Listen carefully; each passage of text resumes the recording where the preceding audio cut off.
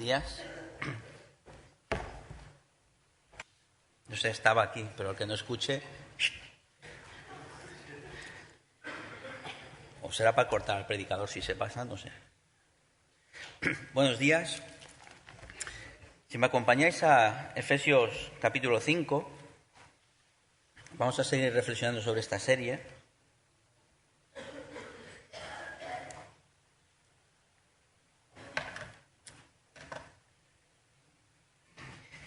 Para mí es complicado porque tengo que estar con esto, que ya de cerca ya no leo, y de lejos veo bien, o sea que si en algún momento me caigo es que se me he mareado. Pero no pasa nada, tranquilos, ya me repondré. Vamos a leer Efesios 5 del 1 al 20 y luego comentaremos algunas cosas respecto a este capítulo. Vamos a hacer 3 puntos breves, porque es imposible comentar versículo a versículo, porque, como ya veréis en el texto, pues cada versículo prácticamente daría pues para una predicación, ¿no? Pero sí quedarnos con las ideas principales. Vamos a leer Efesios capítulo 5, a partir del versículo 1.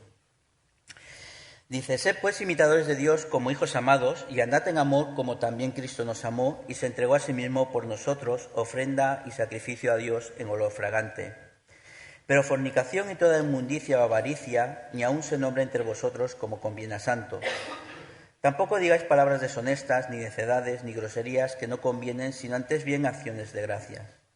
¿Sabéis esto? Que ningún fornicario, inmundo o avaro que es idólatra tiene herencia en el reino de Cristo y de Dios. Nadie os engañe con palabras vanas, porque por estas cosas viene la ira de Dios sobre los hijos de desobediencia. No seáis pues partícipes con ellos, porque en otro tiempo erais tinieblas, pero ahora sois luz en el Señor. Andad como hijos de luz, porque el fruto del Espíritu es en toda bondad, justicia y verdad, comprobando lo que es agradable al Señor. Y no participéis en las obras infructuosas de las tinieblas, sino más bien reprendedlas, porque vergonzoso es aún hablar de lo que ellos hacen en secreto. Mas todas las cosas, cuando son puestas en evidencia por la luz, son hechas manifiestas, porque la luz es lo que manifiesta todo. Por lo cual dice: despiértate tú que duermes, y levántate de los muertos, y te alumbrará Cristo. Mirad pues con diligencia cómo andéis, no como necios, sino como sabios, aprovechando bien el tiempo, porque los días son malos. Por tanto, no seáis insensatos, sino entendidos de cuál sea la voluntad del Señor. No os embriaguéis con vino, en lo cual hay disolución, antes bien sed llenos del Espíritu, hablando entre vosotros con salmos, con himnos y cánticos espirituales, cantando y alabando al Señor en vuestros corazones, dando siempre gracias por todo al Dios y Padre, en el nombre de nuestro Señor Jesucristo. Amén. Y se acabó la predicación. El texto por sí solo, como creyentes, pues ya nos dice muchas cosas, ¿no? Si tenemos la capacidad de poder reflexionar. Miraos, en los capítulos 1 y 2 de Efesios tenemos todo un compendio de teología bíblica. Si los leemos con detenimiento, vemos que en los primeros capítulos se nos habla de la elección de Dios, se nos habla de la redención, perdón de pecados, se nos habla de eternidad, en cuanto a la vida eterna, se nos habla de la reconciliación de Dios con el hombre, se nos habla de la eclesiología de ese nuevo pueblo. O sea, tenéis 2 capítulos que si poquito a poco vais leyendo podéis sacar, bueno, como las teologías, ¿no? Tochos de teología, pues en esos 2 capítulos están, todo es un compendio, ¿no? Y un compendio que es curioso que Pablo resume de una manera pues magistral, ¿no? Y todo lo hace con el fin de enfocar los siguientes capítulos, del 3 en adelante. Porque los capítulos 1 y 2 es todo lo que Dios ha hecho por cada uno de nosotros. Y lo ha hecho Dios. Y lo ha hecho Dios exclusivamente. Y ha sido Dios el que se ha implicado y ha sido el Dios el que se ha puesto manos a la obra y el que ha puesto todos los medios para que nosotros podamos ser partícipe de todo eso que ha hecho.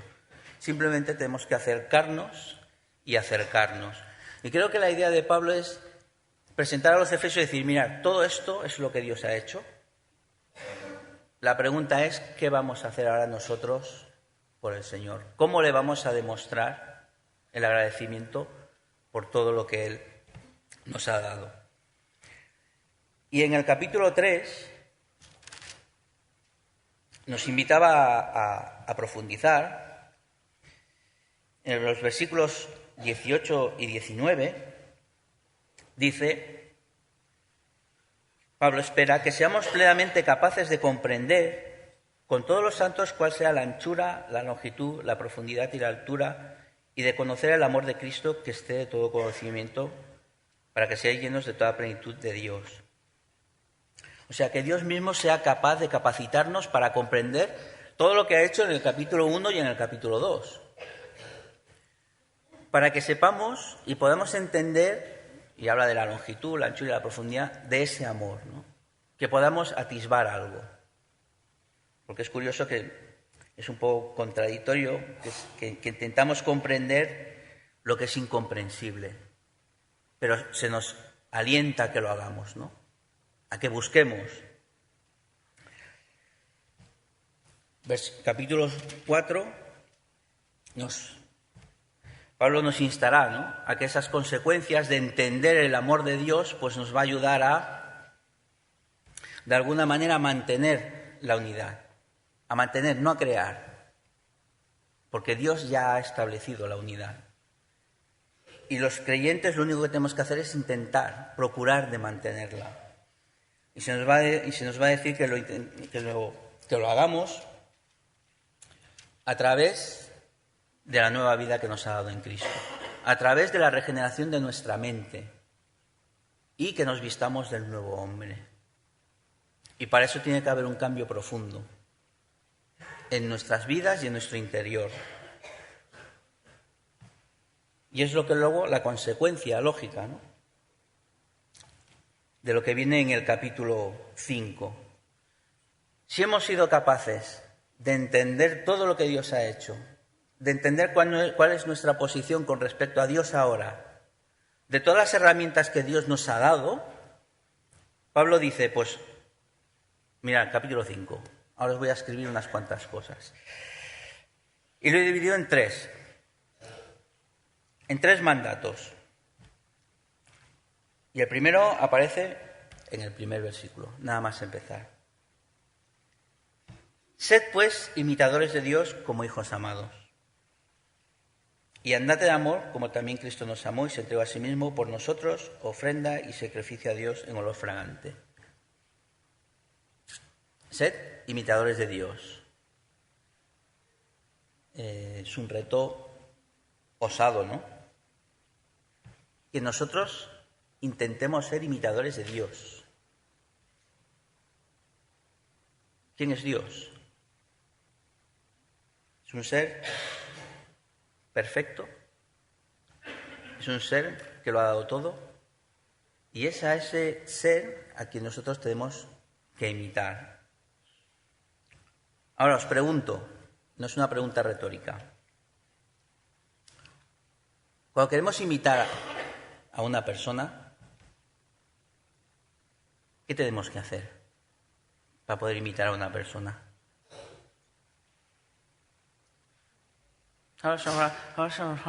Fuerte, por favor. Parece que estáis hablando en lenguas. Observarla, muy bien. ¿Qué más? Estudiarla, conocerla. ¿Qué más? Más concretas. Estar cerca. Hablar con ella. Nos tenemos que fijar en qué. En sus acciones, sus palabras, sus características, sus rasgos específicos. Es lo que hace la gente, ¿no? Cuando vemos programas de imitación que imitan a políticos, ¿no?, intentan destacar cosas específicas. No puedo, ¿no? Eso es lo que se intenta imitar y reflejar características de esa persona. ¿Cómo podemos imitar a Dios? Pues con las mismas cosas que habéis compartido. Hemos de conocerlo, hemos de saber quién es, hemos de hablar con Él, hemos de entablar una relación personal.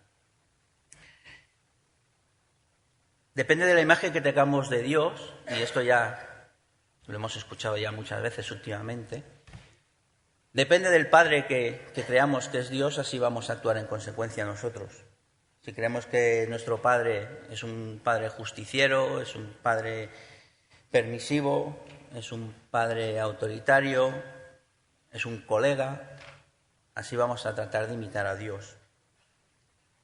Por eso debemos de preocuparnos de buscar y de entender y de comprender realmente cómo es Dios, ¿no? Cómo es nuestro Padre. Y fijaros, leer la Biblia y orar para un creyente es básico, pero no lo es todo. Creo que muchas veces nos quedamos ahí. Podemos pasar horas leyendo, podemos pasar horas orando y al final no haber establecido una relación con Dios, con la persona. Tenemos que dejar que Dios nos hable. Tenemos que entablar esa relación con Dios, con esa relación especial. Creo que todos hemos conocido, por desgracia, a personas que decían leer la Biblia cada día y orar cada día. Y luego su vida, como creyentes, pues han dado un giro y lo que decían o hacían, pues se quedaron todo en meras palabras. ¿Por qué? Probablemente no han llegado a esa relación íntima y personal con Dios que tenemos que buscar todos. Y no es un camino fácil. No es un camino fácil porque, fijaros, Efesios capítulo 4, versículos 18 y 19. Teniendo el entendimiento entenebrecido, ajenos de la vida de Dios, por la ignorancia que en ellos hay, por la dureza de su corazón. Estos, después que perdieron toda sensibilidad, se entregaron al libertinaje para cometer con avidez toda clase de impureza. Dice que perdieron toda sensibilidad. Y creo que es un problema de la sociedad, pero es un problema también de los creyentes, de nosotros. Creo que a veces hemos perdido esa sensibilidad para acercarnos a Dios y para poder escuchar su voz. Mirad, mucha gente ha utilizado mal, ¿no? Y ha abusado de la sensibilidad y de la espiritualidad para decir, Dios me habla. Y hay algunos que le está hablando todo el día. Yo creo que eso ya es que oye voces en la cabeza, eso sería otro tema, ¿no? Pero tenemos que escuchar la voz de Dios. Si Dios no nos habla, ¿cómo podemos estar convencidos de lo que hacemos como creyentes? Si yo no estoy convencido de que Dios me dice que este es el camino que como creyente debo de tomar, ¿con qué confianza lo voy a tomar? Y empezaré un camino con dudas, que seguramente a la mínima dificultad, al primer viento que venga de frente, pues voy a caer o voy a coger otro camino. Pero si yo estoy convencido que el camino que estoy cogiendo es el camino que Dios me está marcando, voy a ir convencido, como decimos, voy a muerte. No voy a separarme, no voy a desviarme de ese camino porque sé que es lo que Dios quiere para mí. Pero eso tiene que surgir de una convicción interior. Y creo que Dios nos habla de muchas maneras. Decían los domingos, decía, pues Dios te puede hablar de infinidad de formas, porque cada uno tenemos una sensibilidad diferente. Y eso es lo que tenemos que explorar. A uno les hablará a través de la Biblia y un versículo le aparecerá y una canción en la radio que suena justo en ese momento y una llamada de teléfono de un hermano que... de mil maneras. Pero tenemos que estar sensibles. Tenemos que buscar esa voz del Señor. Y si luego queremos más confirmación, pues bueno, tenemos aquí, pues fijaros, un grupo de hermanos para comentar, mira, creo que Dios me está mostrando esto. ¿Tú crees que esto es del Señor? Sí, pues adelante. Creo que hemos de recuperar esa sensibilidad para realmente saber qué es lo que Dios quiere de nosotros y poder realmente imitar a Dios, ¿no? Poder realmente imitar a nuestro Padre. Segundo mandato, andad como hijos de luz. Fijaos en el versículo 8, dice, porque en otro tiempo erais tinieblas de los versículos anteriores que he hablado, ¿no? De la gente que se dedicaba a fornicación, impurezas, avaricia de todo tipo. Dice que nosotros éramos así, porque estábamos en tiniebla. Y lo que me gusta de lo que sigue, dice, pero ahora sois luz en el Señor. No dice, pero podéis llegar a ser luz. No. Dice que ahora sois luz en el Señor. O sea, que ya estamos preparados. Dice, y como sois luz, andad como hijos de luz. O sea, ya está hecho.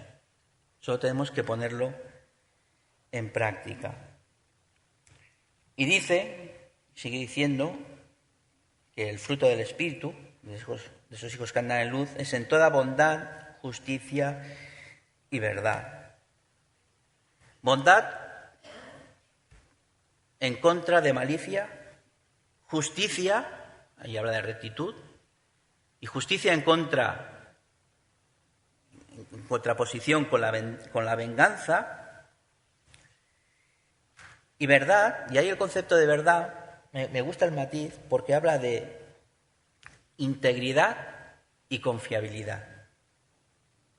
Y eso es un concepto que va en contra de la falsedad. Y esas son características que como creyentes debemos demostrar en nuestra vida. Sin malicia, ofreciendo bondad, justicia con rectitud, no buscando la venganza, y andando en integridad, siendo confiables, que la gente que nos rodea sepa que nuestro sí es sí, nuestro no es no, que no somos personas falsas. Ahora, fijaros, solo se puede hacer eso si nuestro interior está bien, si nuestro interior está renovado. No podemos confiar nuestros actos de bondad, nuestros actos de justicia, nuestros actos de verdad a nuestras capacidades, a nuestros logros, porque ¿qué va a pasar cuando nuestras capacidades y nuestros logros fallen? Pues que vamos a caer y vamos a estar como al principio. Hace unos días renovamos el despacho, por llamarle algo, al despacho y por llamarle algo a la renovación. Bueno, total, que compramos una estantería en el IKEA y lo que era una estantería se transformó en una obra de la Sagrada Familia. Y entonces, cuando yo quité un mueble que había hecho y, bueno, detrás, pues imaginaros, la pared era como una especie de queso de Gruyère y luego también con algunas grietas, ese es otro tema que ya hablaré con el constructor, y eso ya no hay quien lo arregle. Entonces, hice una chapuza, o sea, tapé un poco los agujeros, digo, y ahora esto, para que no se vea, ¿qué haces? Empapelas. Ah, amigo, la pared está estupenda, pero mira lo que hay debajo. ¿Qué pasará cuando yo tenga que quitar ese papel?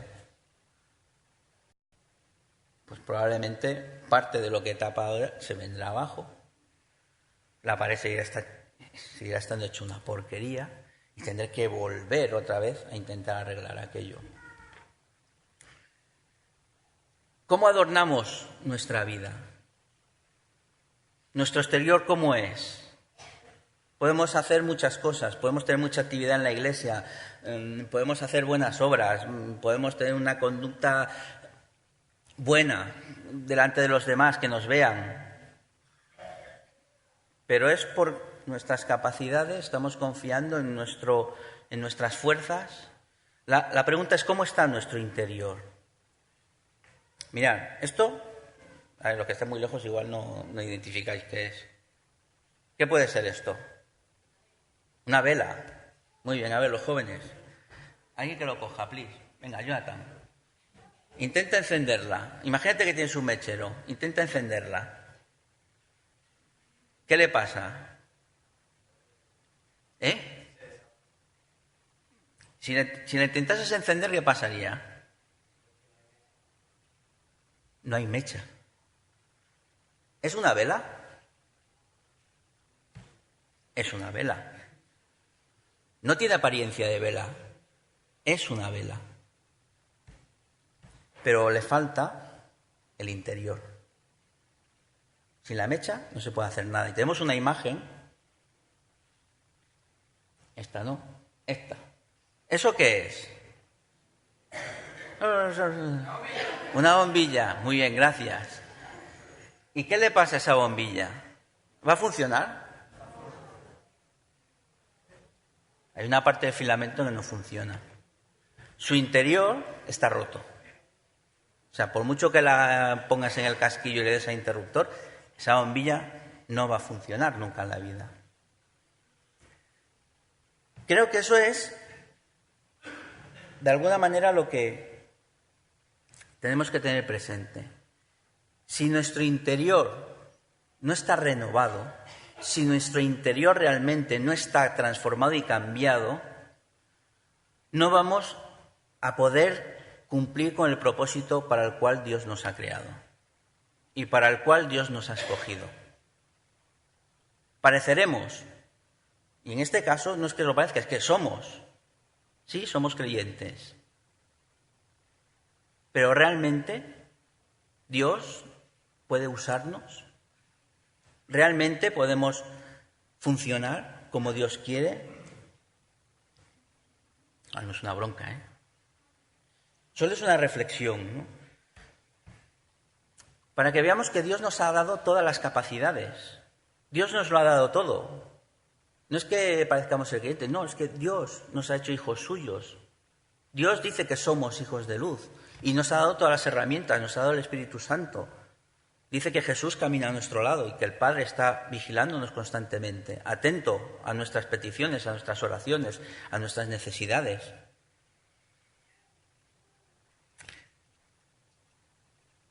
Por lo tanto, creo que estamos en disposición de ser luz, pero tenemos que cambiar y renovar nuestro interior. Muchos de los que nos rodean, ya sea en la escuela, en la familia, en el trabajo, sabéis que viven en tinieblas, pero muchos viven en tinieblas porque nadie ha puesto ni una pizca de luz en su vida. Y muchos piensan que lo que hacen está bien, porque no conocen otra verdad, porque viven en la oscuridad, porque piensan que vivir a lo mejor egoístamente y mirando para sus propios intereses es la mejor forma de vida que existe, porque es lo que la sociedad nos ofrece, lo que los anuncios en la tele nos ofrece. Cómprate el mejor coche, cómprate la mejor casa, ten la mejor mujer, ten los hijos más maravillosos. Todo mentira, ¿no? Pero lo digo por el coche, no por lo otro, Mirad, es como cuando caminamos por un bosque de noche. ¿Habéis caminado alguna vez? ¿Quién ha caminado alguna vez por un bosque de noche? Sí me gusta, valientes en la sala. Los demás sois unos cobardes. Vale. ¿Vosotros vais por el bosque de noche?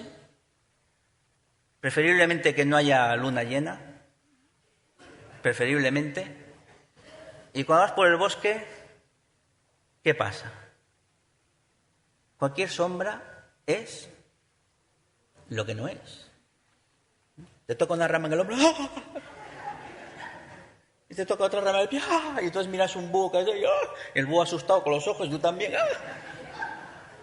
O sea, y te crees que todo es gente, animales extraños, porque las sombras son engañosas. Y hay mucha gente a nuestro alrededor que vive así, que piensa que su forma de vida, su estilo de vida es fantástico y es maravilloso porque eso les va a conducir a una felicidad que nosotros sabemos que puede ser real y ahora y puede ser, pero que es momentánea. Nosotros con nuestra luz podemos dar y podemos hacer que esas tinieblas desaparezcan.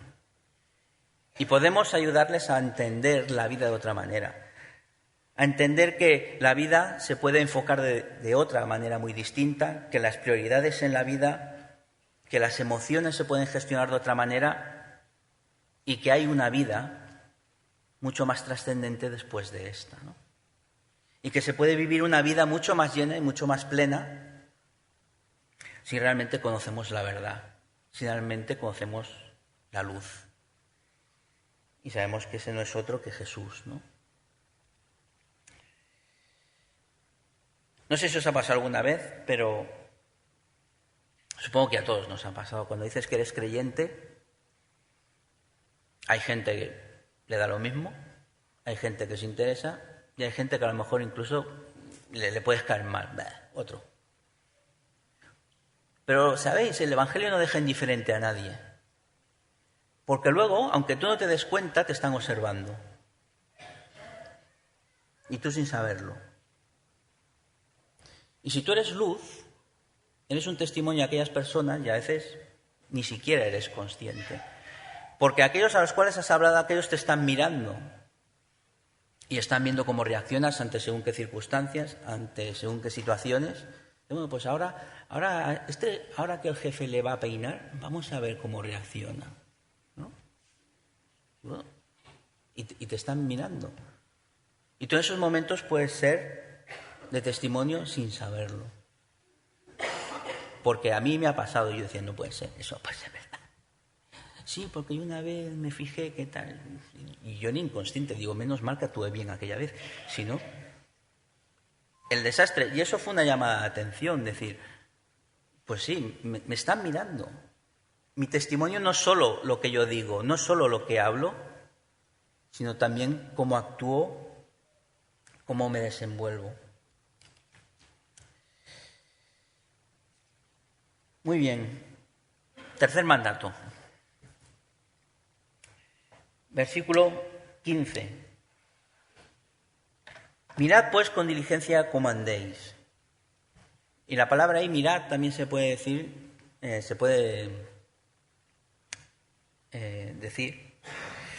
como tener cuidado. Ojo. Ojo cómo andamos. Y es la exhortación. Y además añade diligentemente. Y la palabra diligente tiene que ver con exactitud. O sea, que realmente miremos qué es lo que estamos haciendo y lo que no estamos haciendo. Es como cuando a veces tienes que arreglar algo y haces como una chapucilla. Esto aguanta, esto ya aguantará. Como va a aguantar, ya está rápido, ¿sabes? En nuestra vida como creyentes, como cristianos, no podemos hacer las cosas chapucillas, ¿no? Y remiendo. Y, bueno, mis problemas de ira ya los solucionaré mañana. ¿Ya? No. Dice que debemos mirar con cuidado cómo andamos.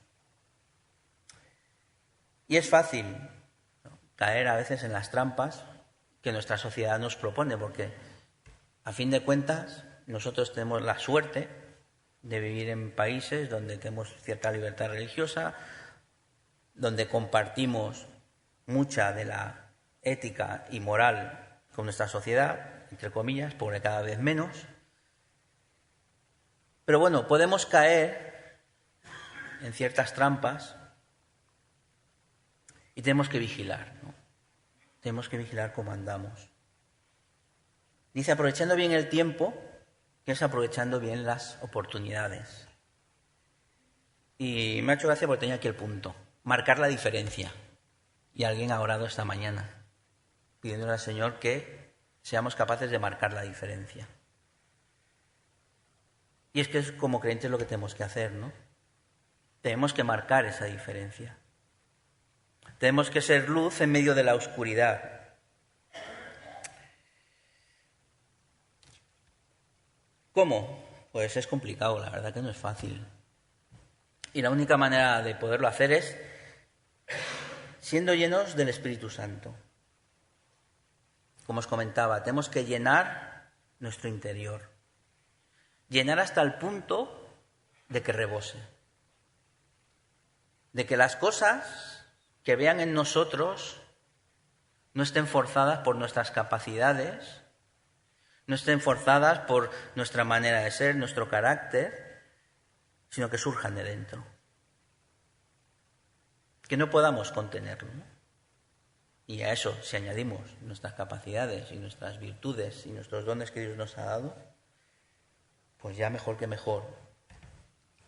Es la única manera que luego, cuando estemos en el camino, ante las dificultades, ante los problemas, aunque caigamos, podremos levantarnos con facilidad y con rapidez. No tendremos que estar como yo volviendo a reconstruir otra vez toda la pared desde el principio, sino que habrá un buen cimiento donde, mira, poner papel y listo.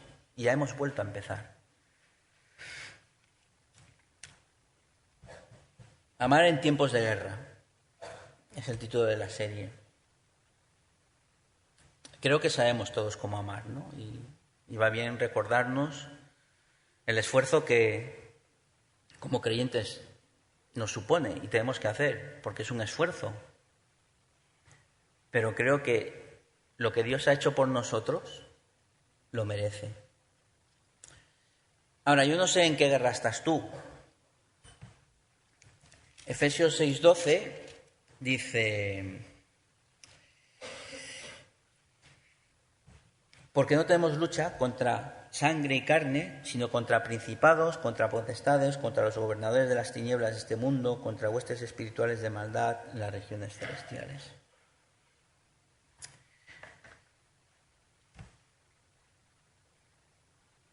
No sé en qué guerra estás. Por suerte no estamos en una guerra donde, como estamos últimamente escuchando mucho, donde nuestra vida corra peligro por decir que somos creyentes, ¿no? Pero tenemos otro tipo de guerra. Y cada uno sabe en las que está batallando, en las que está luchando. Con la familia, con los amigos, con los compañeros de trabajo, con los compañeros de estudio, con tu marido, con tu mujer, con tus hijos, con otros creyentes, con los gobernadores.